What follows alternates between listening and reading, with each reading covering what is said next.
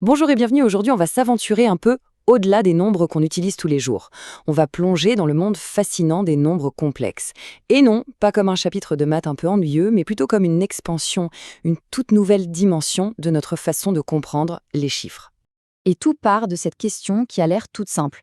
Et si la racine carrée de -1 n'était pas impossible? On nous a toujours dit à l'école, un nombre au carré, que ce soit un plus ou un moins, ça donne toujours un résultat positif. Alors comment est-ce qu'on pourrait bien trouver un nombre qui, multiplié par lui-même, donnerait un résultat négatif, comme -1? Pendant des siècles, la réponse était simple. On ne peut pas. C'était impossible. Sauf qu'un jour, des mathématiciens ont osé. Ils ont osé imaginer une solution. Et en faisant ça, ils ont ouvert la porte d'un univers mathématique complètement nouveau. Alors voilà le programme du jour. On va d'abord voir d'où viennent ces nombres au-delà des réels. Ensuite, on verra comment on peut se les représenter, comment leur donner une dimension géométrique. On explorera leurs trois formes essentielles. Et enfin, on regardera à quoi tout ça peut bien servir avec des applications concrètes. Allez, c'est parti. Première partie donc, au-delà des nombres réels. L'idée ici, c'est de comprendre pourquoi on a eu besoin de créer un nouveau nombre pour résoudre de vieux problèmes. Et voilà la fameuse clé de tout cet univers, le nombre i. C'est ce qu'on appelle l'unité imaginaire. Sa définition est toute simple, mais elle change tout. I au carré est égal à -1. C'est une pure invention, une construction de l'esprit. Mais c'est une invention absolument géniale, parce qu'elle apporte une solution à un problème qui jusque-là n'en avait tout simplement pas. Une fois qu'on a ce i, eh bien on peut construire tout un tas de nouveaux nombres, les nombres complexes. La forme la plus simple, c'est la forme algébrique, z égale x plus y. En gros, chaque nombre complexe est en du lot. Il y a x, sa partie réelle, un nombre qu'on connaît bien, et y, sa partie imaginaire, qui est, elle, accompagnée de notre fameux i. C'est vraiment la combinaison de ces deux mondes en un seul et même nombre. Bon, jusqu'ici, ça reste un peu abstrait. Mais là où ça devient vraiment fascinant, c'est qu'on peut voir ces nombres. On va passer de l'algèbre à la géométrie. On quitte la bonne vieille droite des nombres réels pour explorer une toute nouvelle dimension, un plan. Et voilà ce fameux plan complexe. L'idée est en fait très simple. L'axe horizontal, c'est pour la partie réelle, le x, et l'axe vertical, c'est pour la partie imaginaire, le y. Du coup, notre nombre z égale x plus y, ce n'est plus juste une formule abstraite. Non, c'est un point M, avec des coordonnées xy, qui a une position bien précise dans cet espace à deux dimensions. Et une fois qu'on a notre point, on peut le décrire de deux manières. D'abord, il y a son module, qu'on note iz. C'est tout simplement la distance entre l'origine, le point 0, 0, et notre point M. On peut voir ça comme sa grandeur, sa longueur. Et puis, il y a son argument. Ça, c'est l'angle que fait la ligne qui relie l'origine à notre point avec l'axe horizontal. C'est sa direction. Donc chaque nombre complexe a une grandeur et une direction. Et là, on touche à quelque chose de vraiment puissant. Calculer la distance entre deux points A et B, d'habitude c'est un peu fastidieux, il faut sortir le théorème de Pythagore. Eh bien dans le plan complexe, c'est d'une simplicité déconcertante. On prend le nombre complexe associé au point B, on lui soustrait celui du point A, et on calcule le module du résultat, et voilà, la distance AB. Une seule opération pour un calcul qui était bien plus long avant. C'est élégant, c'est efficace. Alors, on a vu qu'un nombre complexe, c'est un point.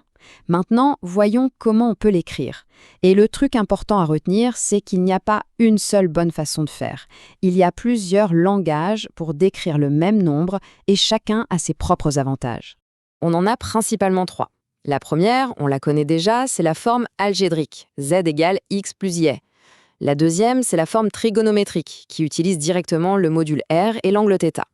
Et la troisième, c'est la forme exponentielle, qui est super compacte et franchement très élégante. Ce tableau résume très bien à quoi sert chaque forme. Pour faire des additions ou des soustractions, rien de plus simple que la forme algébrique. On additionne les parties réelles ensemble et les parties imaginaires ensemble. Facile. Mais alors, pour les multiplications et les divisions, là, la forme exponentielle est juste magique. Vraiment.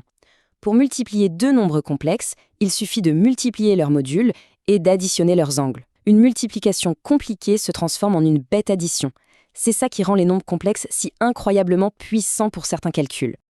Ok, c'est bien beau tout ça, mais concrètement, à quoi ça sert, en dehors des maths pures? Eh bien, c'est là que ça devient vraiment passionnant. On va voir comment on met les nombres complexes au travail pour décrire des formes et résoudre des équations. Rappelez-vous au lycée les équations du second degré. On calcule le fameux discriminant delta. Et si delta était négatif, le prof disait « pas de solution ». Et on s'arrêtait là. La vérité, c'est qu'il n'y avait pas de solution réelle. Mais dans le monde des complexes, il y a toujours une solution. Toujours. D'un coup, un mur s'est effondré et le champ des possibles est devenu beaucoup plus grand. Alors oui, les formules ont l'air un peu intimidantes comme ça, mais ne vous laissez pas impressionner. Ce qu'il faut retenir, c'est juste qu'on a maintenant une méthode, des formules bien claires, pour trouver les solutions, même quand le discriminant est négatif. Ce n'est plus une impasse. C'est un système complet qui a une réponse pour chaque cas de figure. Et regardez-moi ça. C'est une démonstration de force assez spectaculaire. À gauche, pour décrire un triangle équilatéral, il faut dire que les 3 côtés ont la même longueur et que les 3 angles font 60 degrés. C'est long, c'est verbeux. À droite, avec les nombres complexes, une seule équation. Une ligne. Cette équation contient toute l'information. C'est le passage de la prose à la poésie. C'est d'une concision et d'une élégance absolument incroyables.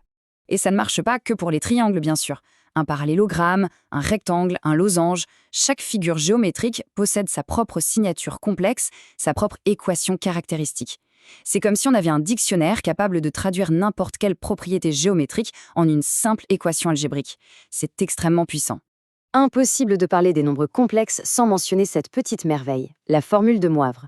Regardez bien ce qu'elle dit. Elle nous montre que pour élever un nombre complexe à la puissance n, il suffit en fait de multiplier son angle par n. C'est une passerelle magnifique entre les puissances, les nombres complexes et la trigonométrie. C'est le genre de formule qui nous rappelle que, en maths, tout est secrètement connecté. Finalement, l'histoire des nombres complexes, c'est avant tout l'histoire d'une audace intellectuelle. L'audace d'imaginer un nombre qui n'existait pas, pour résoudre des problèmes qui semblaient insolubles. Et ça nous laisse avec une question vertigineuse. Combien d'autres impossibilités d'aujourd'hui ne sont en fait que des portes qui attendent d'être ouvertes sur des mondes mathématiques qu'on n'a même pas encore commencé à explorer? Merci beaucoup d'avoir suivi ce décryptage.